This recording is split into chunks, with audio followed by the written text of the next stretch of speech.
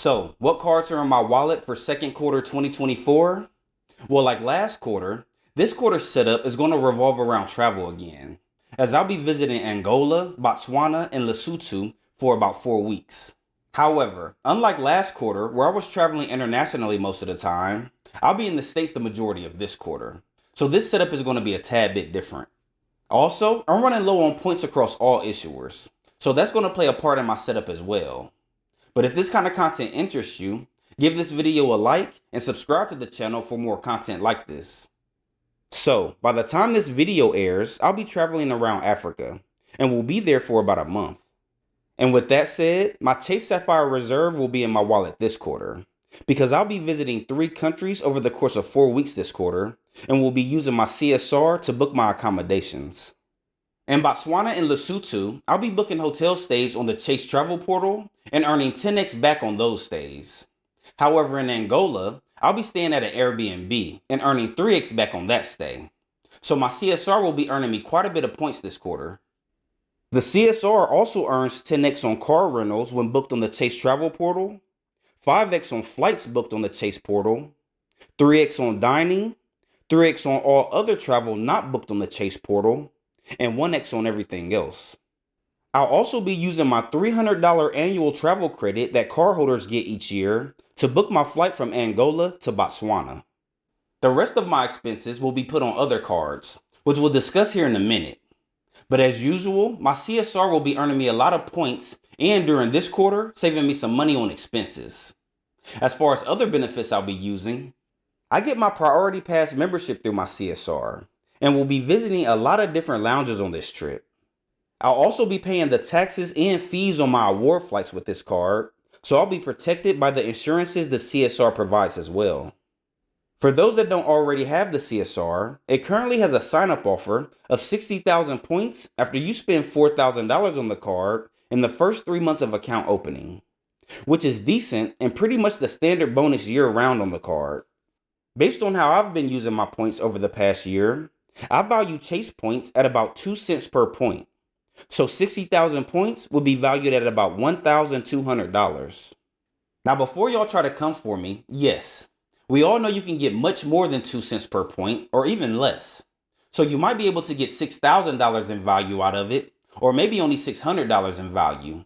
I'm just giving you my real-time valuation of these points based on my current travel lifestyle, which mind you, I don't have the typical travel lifestyle. For example, in February while in South Africa, I woke up one morning and said, I think I want to fly to Botswana today. So I packed my bags and went straight to the airport for an unplanned weekend trip within a trip. I'm retired for the most part, so it's not like I had somewhere to be.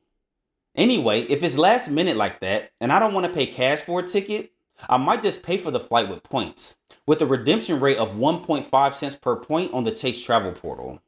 Which, by the way, is another awesome benefit of the CSR. I don't always have to try to find the greatest redemption on earth every time I travel. It all depends on the situation. The next card that's in my wallet is the Capital One Venture, which has an annual fee of $95. This card earns a solid 2x back on everything. Very easy to remember, which comes in handy when I'm traveling, especially through Africa. And that's because depending on what country or city you're in, maybe establishments might not code accurately.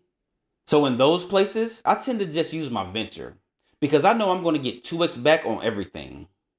The Venture also earns 5x on hotels and car rentals booked on Capital One Travel. However, like I mentioned earlier, I'll be booking my accommodations with my CSR. Currently, the Venture has a sign-up offer of 75,000 miles after spending $4,000 on the card in the first 3 months of account opening. I also value Capital One miles at 2 cents per mile, so this 75,000 mile sign-up bonus will be worth about $1,500. Alright, moving on. The next card that's in my wallet is the Hilton Aspire, which has an annual fee of $550. Now on this trip, I don't plan on staying at any Hilton properties. However, the card has a $200 flight credit, which is broken into $50 per month. How it works is when you use your card to book flights directly with the airlines or through Amex Travel, you'll be reimbursed $50 as a statement credit. I'll be using this to book my flight from Botswana to Lesotho. The flight is only about $150, so it's going to save me a little bit of money. The car also has a ton of excellent benefits. I've listed some of the main ones here, and will link my full review of this car down below if anybody wants to check it out. As far as the sign-up bonus, you'll earn 150,000 points after you spend $4,000 on the car in the first 4 months of account opening. From my experience over the past year, Hilton Aspire points appear to only be valued at about 0.6 cents per point. So your 150,000 point sign-up bonus would be valued at about $900, which is pretty good. Before I forget, if you're interested in any of these cards and you want to support the channel, you can do so by applying using the links in the description box below. Alright, so the next card that's in my wallet is my old school Citi Prestige, which has an annual fee of $495. The Citi Prestige is in my wallet because it earns me 5x at restaurants, which is great, because when I'm traveling, I'm eating out most of the time. I also got a targeted offer this quarter where I'm earning 5x at grocery stores and gas stations until the end of June. I've already used my $250 travel credit this year, as well as both my 4th hotel night free perks. So basically, for the remainder of the year, I'm only going to be earning points with this card. As far as the other point earning categories, with the Citi Prestige, you're going to earn 10x back at hotels, 5x on flights booked directly with the airlines, 5x with travel agencies, 3x on cruise lines, and 1x on everything else. The 10x back at hotels was supposed to end June 30th of this year, but they've extended it until December 2025. Something tells me that this is going to be a permanent change. The Citi Prestige is no longer available to new applicants, but keep an eye out on Citi, as I have a feeling they'll be coming out with a new premium travel credit card this year. Alright, this brings me to the last card that's in my wallet this quarter, and that's the Chase Freedom Flex, which has no annual fee. The 5% rotating categories on the Freedom Flex this quarter are restaurants, hotel stays, and on purchases through Amazon.com. This quarter, I'll be using the Freedom Flex at restaurants when I'm in the States. And that's because the Freedom Flex has a 3% foreign transaction fee if you use the card overseas. The reason why I'm choosing to use the Freedom Flex over the Citi Prestige on dining purchases when I'm in the States, because they're both earning 5x at restaurants, is because I value Chase points a little more. But only because I can get that 1.5 cents per point redemption rate when booking travel on their travel portal, which again is one of the benefits of the CSR.